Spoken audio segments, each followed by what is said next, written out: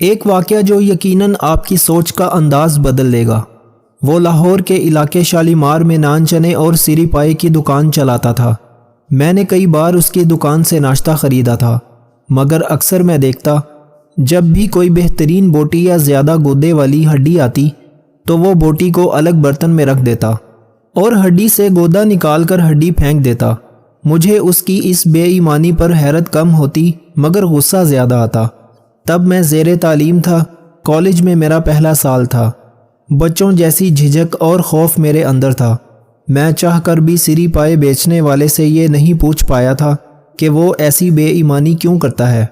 خیر، میں دل اور دماغ میں آنے والے سوالات، احساسات، جذبات کو کبھی زبان تک نہ لا سکا۔ چاہ کر بھی اس دکاندار کو باتیں نہ سنا سکا۔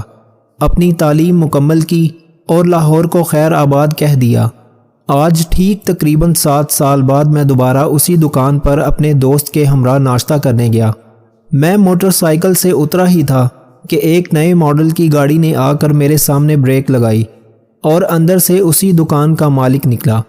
میں نے اس دکاندار کو پہلی نظر میں پہچان لیا اور تھوڑی دیر مجھے غور سے دیکھنے کے بعد وہ دکاندار بھی مجھے پہچان گیا۔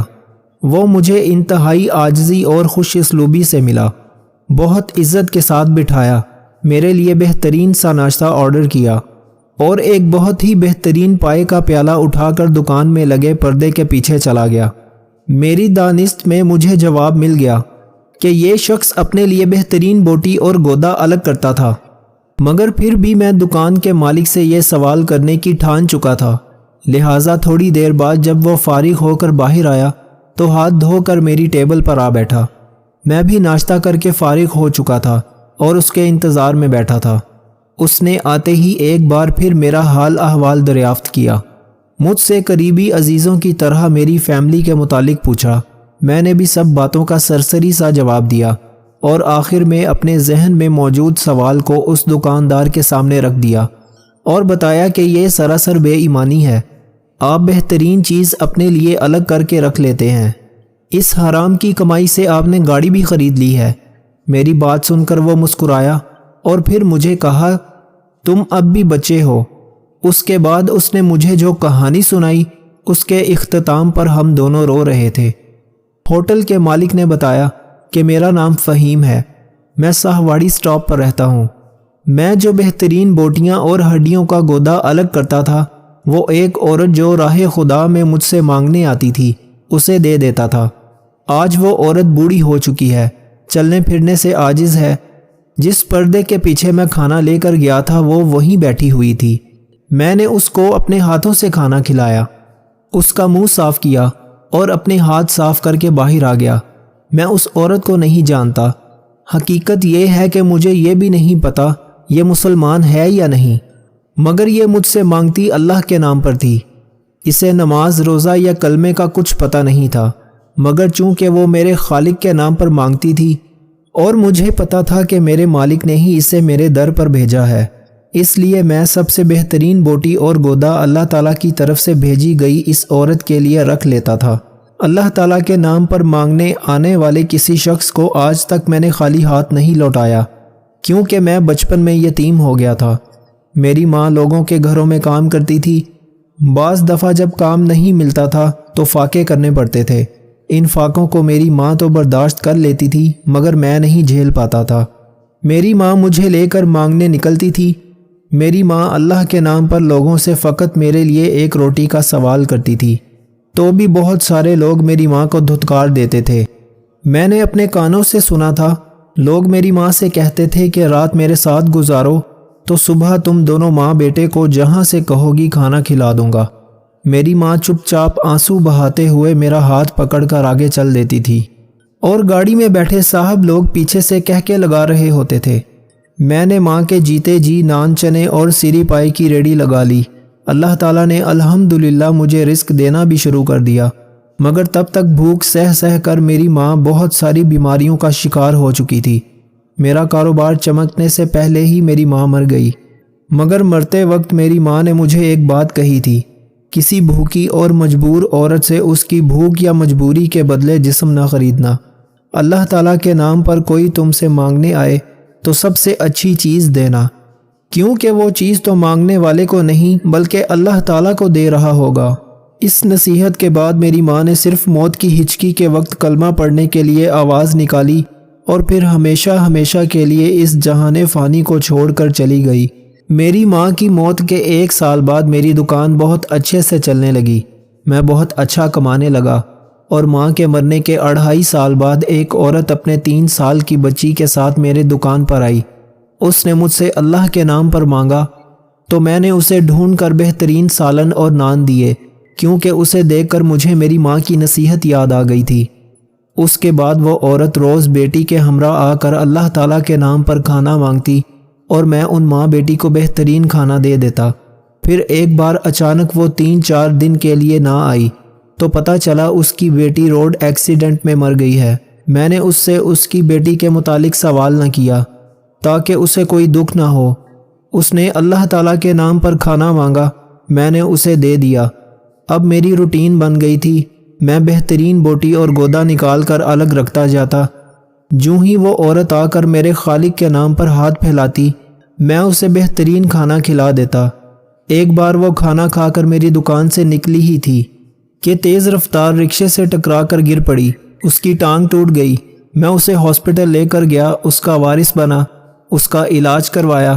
ہاسپٹل سے فارغ ہو کر اس سے اس کے ورثاء کے بارے میں پوچھا تو اس نے کہا کہ میرا کوئی وارث نہیں، بس میرا اللہ ہی وارث ہے۔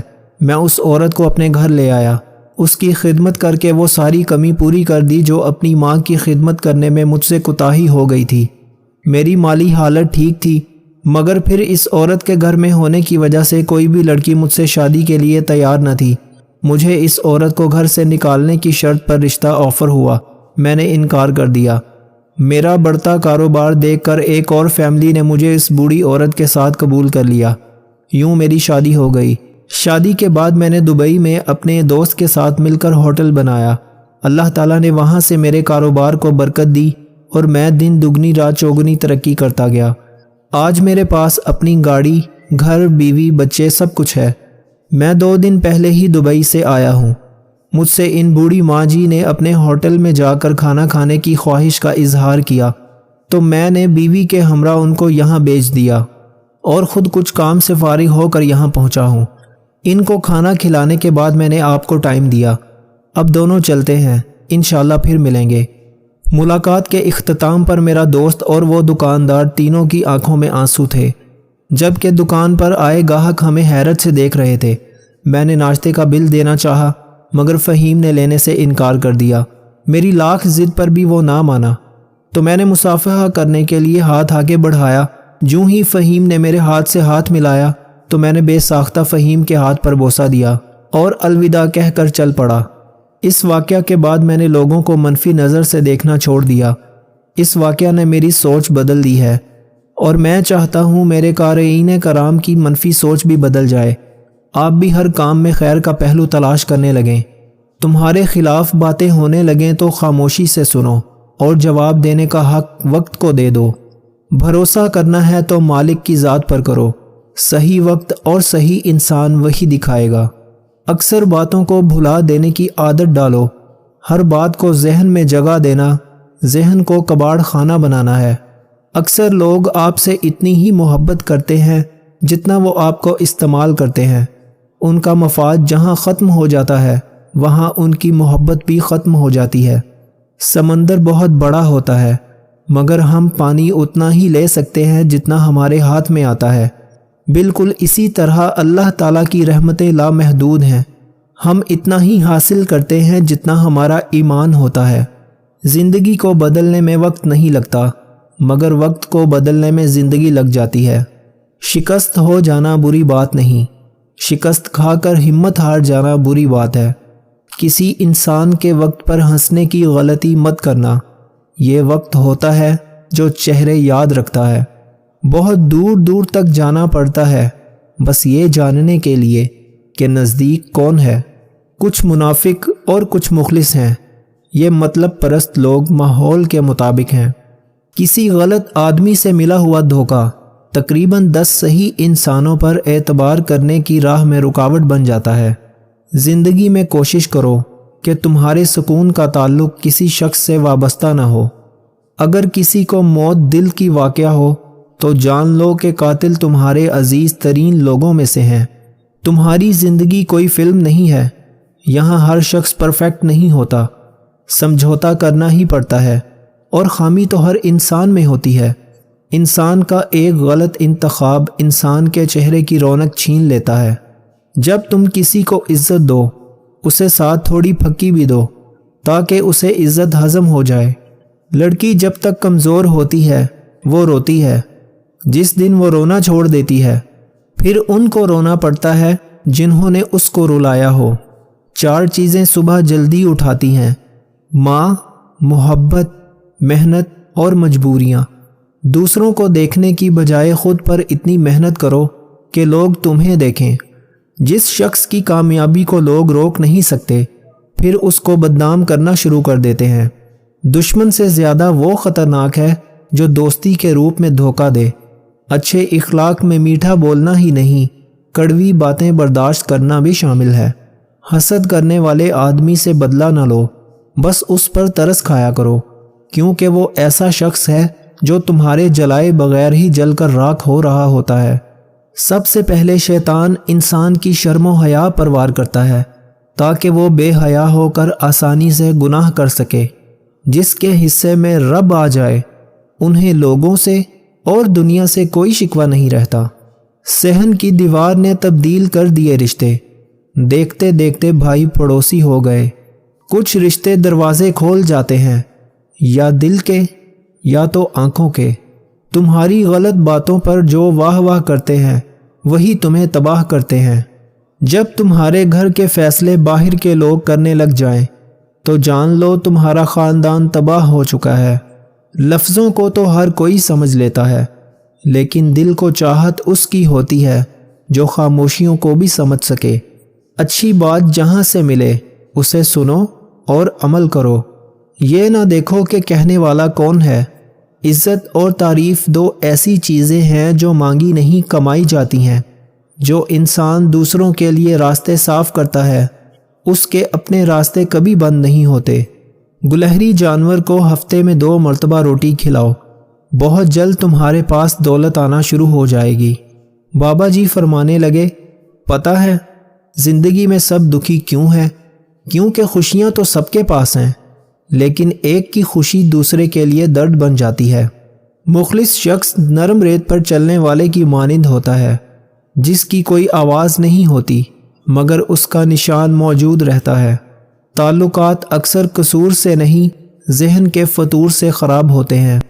کبھی بھی اپنے مخالف لوگوں کو اپنے آنسو مت دکھانا، ان کے سامنے ہمیشہ تمہاری مسکراہٹ ظاہر ہونی چاہیے۔ روزانہ کچھ وقت اللہ تعالیٰ کو دینے سے خود کا وقت سدھر جاتا ہے۔ اخلاق کے پھول تقسیم کرنے والوں کا دامن کبھی بھی خوشیوں سے خالی نہیں رہتا۔ کبھی بھی غصے کی حالت میں فیصلہ نہ کرنا، کیونکہ ابلتے پانی پر عکس دکھائی نہیں دیتا۔ اللہ پاک نے عورت مرد کے سکون کے لیے دی ہے، اور مردوں کو چاہیے کہ عورت کی ناقدری کر کے اپنا سکون برباد نہ کریں۔ شادی شدہ بیٹیوں کے میکے اس وقت تک آباد رہتے ہیں جب تک ان کے والدین زندہ ہوں، ورنہ والدین کا سایہ اٹھ جانے کے بعد وہ گھر ان کا کم اور بھائیوں کا گھر زیادہ کہلاتا ہے۔ خامیاں تو ہر انسان میں ہوتی ہیں، مگر نظر صرف دوسروں میں آتی ہیں۔